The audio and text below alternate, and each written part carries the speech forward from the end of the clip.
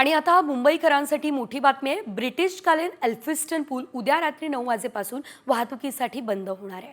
तर वाहतूक कोंडी टाळण्यासाठी पोलिसांकडून विशेष नियोजन सुद्धा करण्यात आलं असल्याचं आपल्याला बघायला मिळतंय। या ठिकाणी नवा पूल बांधण्यात येणार आहे। नवीन पूल बांधण्यासाठी आता सुमारे 2 वर्ष लागण्याची शक्यता व्यक्त केली जाते। याशिवाय आपण जर बघितलं तर यामुळे मुंबईकरांना वाहतूक कोंडीचा सामनाही करावा लागणार आहे। या संदर्भात अधिकची माहिती आमचे प्रतिनिधी सचिन गाड देत आहे, बघूया।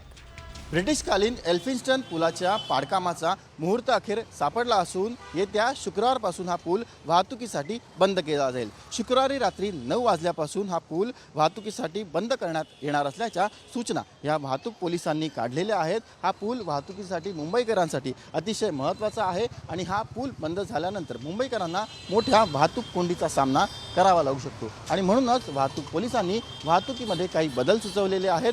दादर येथील टिळक ब्रिज तसेच चिंचपोकळीच्या पुलाचा वापर हा करण्याच्या सूचना या मुंबईकरांना देण्यात आलेल्या आहेत। तसेच जो करी रोडचा पूल आहे त्यावरील वाहतूक ही एक मार्गिका करण्यात आलेली आहे। तब्बल 125 वर्ष जुना हा ब्रिटिशकालीन एल्फिन्स्टन रोडचा पूल आहे आणि अतिशय महत्त्वाचा हा पूल आहे आणि हा पूल जेव्हा पाडकामासाठी बंद करण्यात येईल तेव्हा मोठ्या वाहतूक कोंडीचा सामना हा मुंबईकरांना करावा लागू शकतो। व्हिडिओ जर्नलिस्ट नितीन बोडारेसह सचिन गाड, साम टीव्ही, मुंबई।